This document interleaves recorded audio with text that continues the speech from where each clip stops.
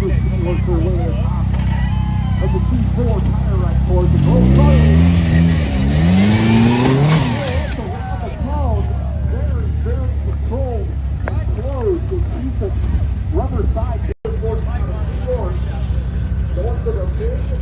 Oh, no, you know what?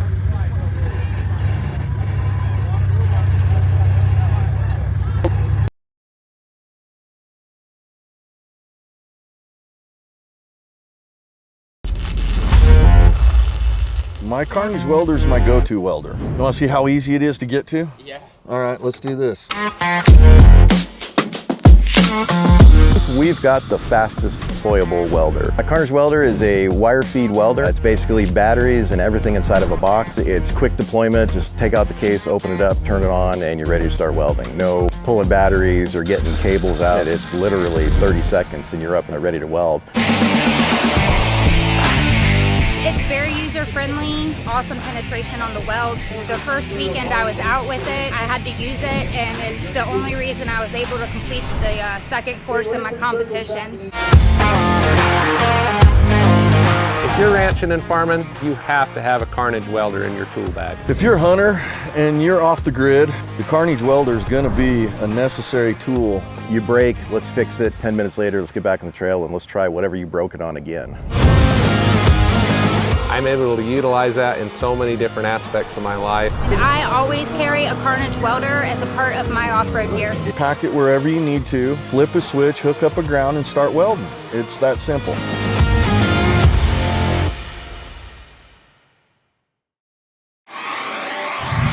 Racked up wins from hammering at hammers to Baja bangers. If it's brutal, beautiful, or just plain ridiculous, we're there.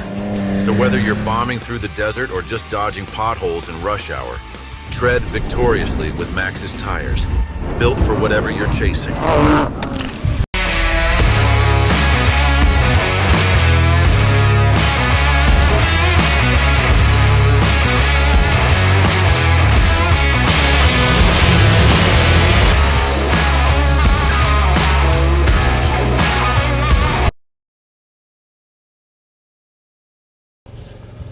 We'll have some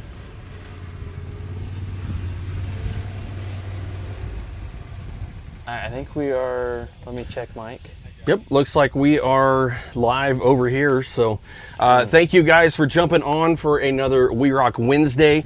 Presented out to info@lasernut.com. Also want to thank Maxxis Tires, whether for work or for play. Tread victoriously with Maxxis Tires. As always, want to thank Metal Cloak, Brannick Motorsports, Behemoth Drivetrain, Carnage Welders, Crown Automotive, Spider Tracks Off-Road, Raceline Wheels, Drive Shaft Specialist of San Antonio, and Tire Right. Thank you guys so much. Here under the lights in Dayton, Tennessee, at the Kazars on the hill, and been a favorite of mine when I started competing in 19, and then even Unlimited here in 21. It's just a great atmosphere, being under the lights, some great fans. I mean, I always tell anybody from like the West Coast, if you're gonna come out to an East Coast event, I would make it Dayton, Tennessee. And like you said, 20 years here is just amazing. And you know, it's got some really good rock, and you have to get a little creative after being here for so long. That did not really slow me down at all. There is some gnarly stuff here that's going to happen this Friday and Saturday. Yep. So speaking of that, Ticket Rock 25, and this is E2 for Eastern Series Round 2. That will be live through Thursday. You are welcome to come and pay at the gate. And if you want to camp, you can find those both online and here at the WERock trailer as well. Schedule. Do you want to pull up the schedule real quick, and we'll just talk about that real quick? Yep. Looks like we've got Mr. Brassanini on with us, and John Sherwin joining us in the live chat. On the Facebook side, I do have YouTube pulled up over here as well, so if you guys We should be looking at the Friday schedule here. So we're going to kick things off. Well, I guess what's actually with tech and registration from 1 to 5 Eastern Standard Time. EST is on every single time on the schedule because over the years, I think it's actually, I've had a phone jump between Central and Eastern Time here. But now I've just locked my phone to Eastern Time. As soon as I get here, our events run on Eastern Time. I lock my phone on Eastern Time because there's been times we've been sitting around waiting an hour for something to start, and it started. Yeah. So Eastern Standard Time. So tech and registration 1 to 5. We will have some special burgers. I've got a buddy of mine that's actually coming out, and he's going to be grilling up some fancy smash burgers. So first come, first serve for those. We will also be doing the Brannock hot dogs as well. Yep. So come out. I've got the simulator. It'll be set up. Enjoy hanging out, eating food, checking in with everybody, getting registered for that night, and getting teched in, making sure you're good to go. Yep. Judges meeting. There is still time to volunteer to be a judge. I'll send you an email with some free tickets. If you've got some friends that want to come, they can come in for free if one of your buddies is judging, or your wife or spouse, whatever it is. Some free tickets if you want to judge. You'll be entered into the Raceline Wheels giveaway. We will have free meals both nights, and entered into that Raceline Wheel giveaway, which I think I probably just said a number of times. But drivers meeting will be at 6 p.m. and the event start will be at 7 p.m. both Friday night and Saturday night. Yep. And then Saturday, I don't actually have that schedule pulled up right now, but Saturday, we have another special thing going on Saturday.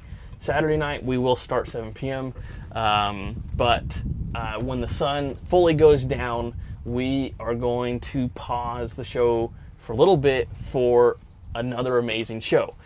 We will be having our fireworks again this year, which if you were out here last year, it was absolutely amazing, and it's going to be insane again this year. Yeah, so looking forward to that. So if you haven't made it to Dayton in the past 20 years, this is the weekend to get out here.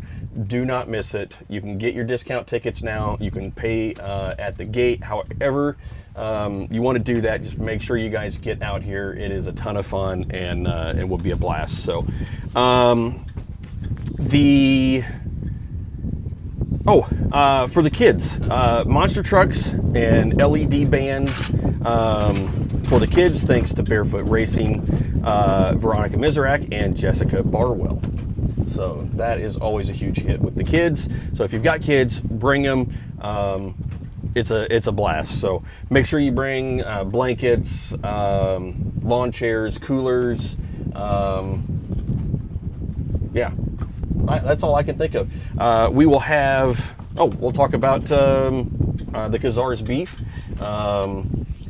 They processed a couple of their cows, and it is ground everything up into hamburger, and so all the steaks and all the good meat and everything will be into locally raised on this property beef. So that that is a special treat for sure. Will be a great time. So we are super excited.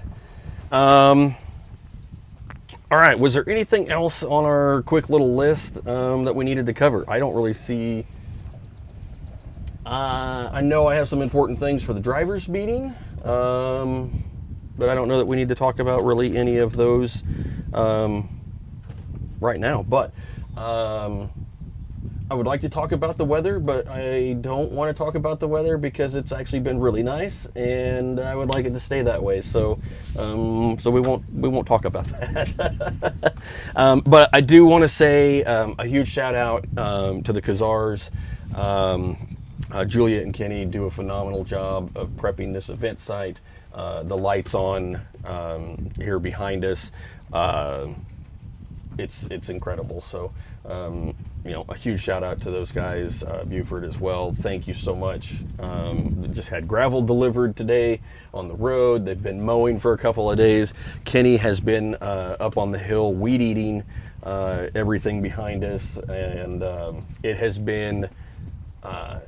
Everything is so green here. It's absolutely incredible. So I think that's all that that I really had for talking about Dayton.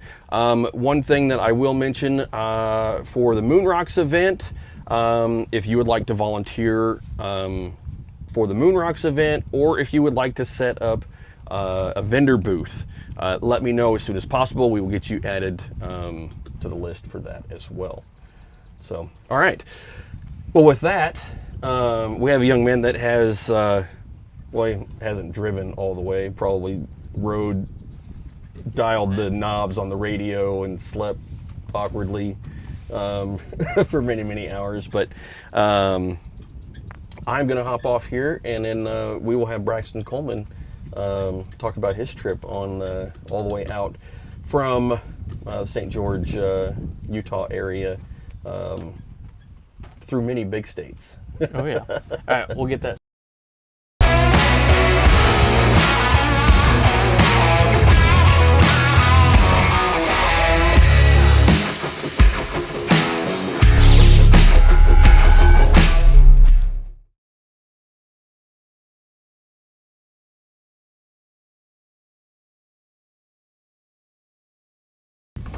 Sure. Mics are on. Cameras are hopefully on. Red light is the one to look at.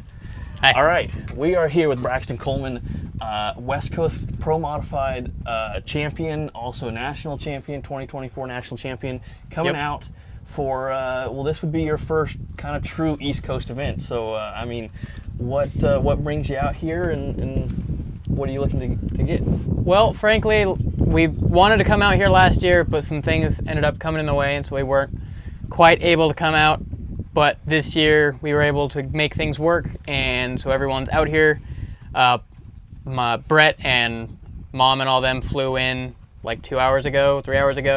We got here about an hour ago, and I'm here because I want to see how the tires do on the East Coast, because obviously the only place that miles tires have really, that I've seen, have been used is on the West Coast. So it'll be interesting to see how they hook here. Based off of walking around, the rock is sort of like Goldendale rock-ish. It's a, yeah, I don't know. It's a fun rock. Well, it's a sandstone out here, where Goldendale is more of a volcanic rock, and it is actually pretty sandy here, which is nice for an East Coast event. Which, I mean, you obviously are used to sandstone, but is this the farthest east you've even ever been? Have you ever wheeled? What's the furthest east you've been before? Texas. Texas Yeah. Is it. And Texas is, well, that's... You can barely count Texas because it's just traction. Yeah, that's a pretty insane place with the traction there. I don't know of any other place like it, other than maybe like some man-made course. I don't know. That's like Delta maybe. Yeah, but like I said, you just got here an hour ago. I saw you were out looking at some of the rocks and courses. It's a little bit different. It's weird. You're not on a big sandstone formation where you've kind of got some waves and a wall to it. It's what did you think of just kind of the comp area, your first thoughts of pulling up here? Well, like, when I walked over and stood on the rock, it felt slick like Goldendale, but then I picked up a little chunk and it broke like sandstone. And so I'm like, that's weird. It's a very weird coating on the rocks. But overall, the big shelves will be fun to... Yeah, there's... have you ever really done much ledges like this? I mean, where, I'm in the Midwest, and we have quite a few places where it's just these kind of shelves. You're picking your line, but I would say you've probably not gotten a chance to wheel something like that. No, I mean there's a couple spots at Sand Hollow, a lot of risk in breaking something. So not really, honestly. We've got some dark clouds rolling in, but I mean it's what do you think? You know, this is it's probably a pretty unique comp site. I don't know of a place that's you know, similar.